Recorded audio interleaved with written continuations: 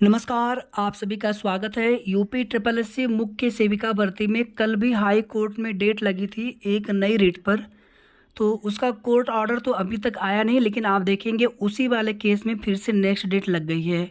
और जो ये नई रिट्स होती है इसको पुराने वाले में बंच होना होता है, कनेक्ट होना होता है। तो उसी को लेकर के उम्मीद थी कि कोर्ट ऑर्डर आ जाएगा, फिर सभी मैटर एक साथ आने के बाद फिर उनकी जो भी डेट लगेगी आगे की, तो उसी डेट पर फिर कुल मिलाकर के सभी याचिकाओं पर एक साथ सुनवाई होगी। तो कोर्ट में सुनवाई का यही प्रोसीजर होता है। सेम ग्राउंड के जितने भी मैटर होते हैं, जब तक सभी बेंच में नहीं आ जाते हैं तब तक वहाँ पर हियरिंग नहीं हो पाती है। और नए नए केस आने से इसी वजह से डिले होता है। और आप देखेंगे एक नया केस और फाइल कर दिया गया है 13/9/7/2024। कल की डेट लगी थी इसमें, और आप देखेंगे कल इसमें कोई कोर्ट ऑर्डर आया नहीं और ना ही एक केस अभी बेंच में जा सका है। तो वापस से यहाँ पर 13 सितंबर की डेट लग गई है। तो 13 सितंबर को जो कुछ भी होने की संभावना है। अभी आप देखेंगे 4 सितंबर को भी डेट लगी थी, जो नया वाला फ्रेश केस था, लेकिन वो केस टेकअप तक नहीं हो पाया था, उसमें कोई भी कोर्ट ऑर्डर नहीं आ सका। तो इस वाले मामले को अभी बेंच में जाना है, इसमें कनेक्ट होगा पुराने वाले जितनी भी सभी रिट्स हैं आपस में। तो नए केसेज आने से यही दिक्कत होती है कि उसमें फिर थोड़ा बहुत समय और लग जाता है। और यहाँ पर एक एक दिन आप सभी के लिए कितनी दिक्कत हो रही है कि हमारा रिजल्ट कब तक आएगा, स्टे कब तक वैकेंट होगा।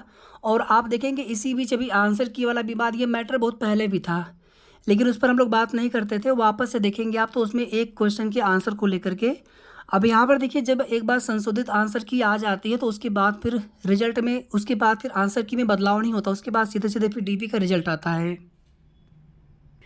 एक बार ये पूरी रिट देख लीजिए। इसमें अगर आप देखेंगे तो कल की डेट लगी थी 6 सितंबर 2024, और इसमें भी कोई कोर्ट ऑर्डर आया नहीं। ये केस टेकअप, केस में कोई सुनवाई नहीं हो पाई थी। और यहाँ पर भी आप देखेंगे तो सिमिलर मैटर यहाँ पर भी है। ये इनकी कैटेगरी हो गई, आप देख सकते हैं, writ petitions relating to state government employees. Same वही संविदा कर्मी सुपरवाइजर ये भी हैं, श्रीमती रूपावती देवी एंड 4 अदर्स, यानी कि 5 लोग इसमें और हैं। अगर आप सभी देखेंगे इसका पता कैसे चला उस वाले केस का, तो जब 12/9/24 में केस स्टेटस चेक किया गया तो इसमें आप देख सकते हैं यहाँ पर लिख करके आया था कि कनेक्टेड विद रीट 13/9/7 आप 2024। क्योंकि 12/4/29 वाले में अभी कोई नेक्स्ट डेट शो नहीं हो रही है, उसमें कोई नेक्स्ट डेट अभी लगी नहीं है, कन्फर्म नहीं है, सिर्फ एक अनुमान है कि हाँ इतने डेट तक ये सुनवाई हो सकती है। तो जिस वजह से आप देखेंगे जब एक नई फ्रेश केस इसमें दोबारा से आया है तो ये पुरानी वाली जो रीट्स है अब उसके साथ कनेक्ट दिखा रहा है। तो ये सभी के सभी 12/4/29, 12/9/24 और ये अभी जो 13/9/7, ये सभी के सभी एक मंच में आ जाएंगे। उसके बाद सभी मामलों पर सुनवाई होगी।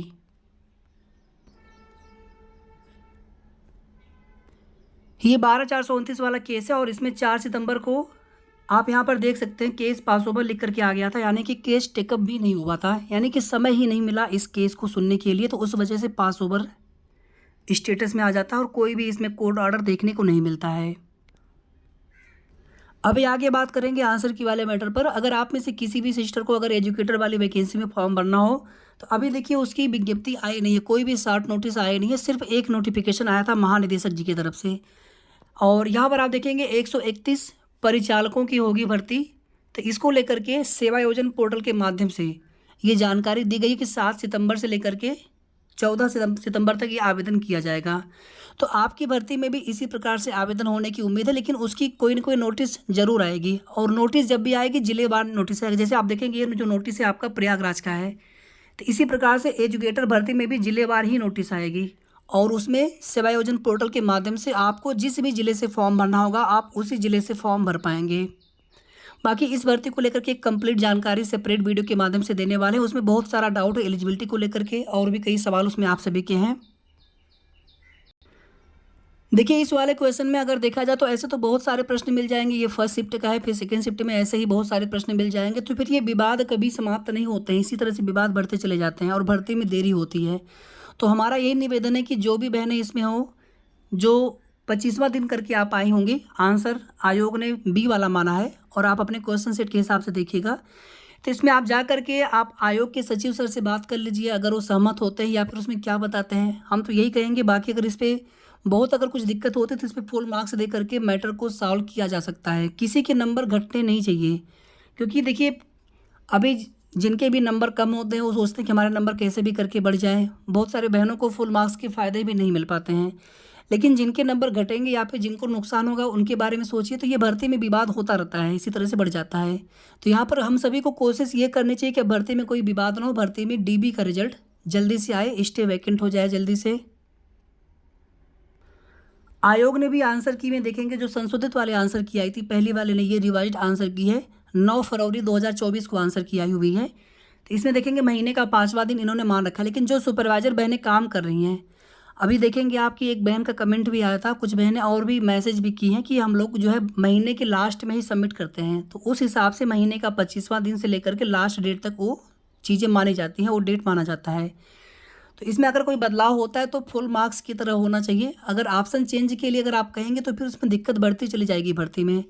और इसमें देखिए बहुत पहले भी आप देखेंगे कि कोर्ट केस को लेकर के इस प्रकार से कुछ चीज़ें बताई गई थी आप सभी को। तो उसमें सिर्फ और सिर्फ भर्ती में देरी होगी। तो हमारा यही निवेदन है आप सभी से, जो भी बहनें इसमें हों, जो चाहती हैं कि 25वां दिन हो, तो आप जा कर के आयोग से फुल मार्क्स की मांग कर सकते हैं इस क्वेश्चन के लिए, ताकि अगर आपको फ़ायदा मिले तो मिले, लेकिन किसी का नुकसान नहीं होना चाहिए। और ऑलरेडी आप देखेंगे कि इस पर जो है रिजल्ट पर कार्य किया जा रहा था, लेकिन कोर्ट में स्टे होने की वजह से फिर रिजल्ट वहीं रोक दिया गया। तो रिजल्ट आने वाला था, तो अब यहाँ पर बदलाव होने की उम्मीद तो कम रहेगी।